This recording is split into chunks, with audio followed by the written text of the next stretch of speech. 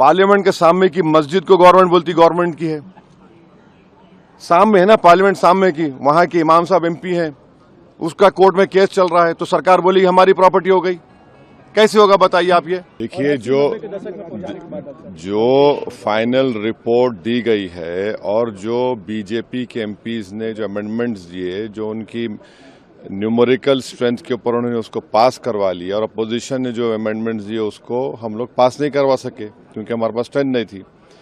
सच्चाई ये है कि पहले तो आप ये जानिए कि वक्फ बोर्ड जो है वो मुसलमानों के उन प्रॉपर्टीज के लिए है जिसको हमारे बुजुर्गों ने दान दिया था, अपनी प्रॉपर्टी को दान दिया अल्लाह के नाम पर।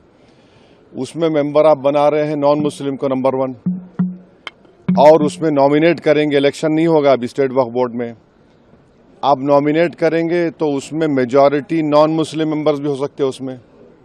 सेंट्रल वक्फ काउंसिल में भी ऐसा ही होगा। दूसरी बात यह है कि limitation act Hindu endowment board पर, सिख के गुरुद्वारा के ऊपर, क्रिश्चियंस पर अप्लाई नहीं होता, तो वक्फ बोर्ड पर क्यों लिमिटेशन एक्ट अप्लाई करने जा रही है सरकार।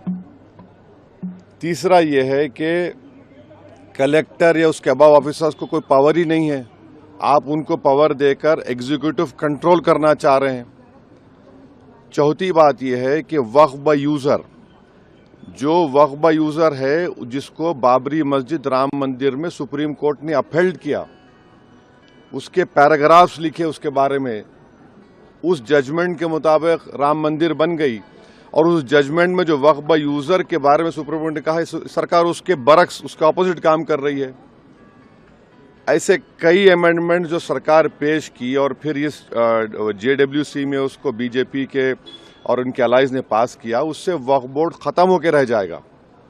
ऑन पैरिटी, जब हिंदू एंडोमेंट बोर्ड्स में नॉन हिंदू नहीं बन सकता तो नॉन मुस्लिम कैसे बनेगा। यहां पर सिर्फ गुरुद्वारा प्रबंधक कमेटी में सिख ही बन सकता है, आप यहां पर क्यों बनाना चाह रहे। और एंक्रोचर्स को आप रिवॉर्ड कर रहे हैं लिमिटेशन एक्ट अप्लाई करके। ट्राइब्यूनल में आप क्या करने जा रहे हैं। तो ये तमाम चीजें, उससे एक ही मकसद है कि जितनी वक्फ प्रॉपर्टीज है सरकार उसको छीनना चाह रही है, जिसमें मस्जिद भी है, दरगाह भी है, खानखा भी है, कब्रस्तान भी है।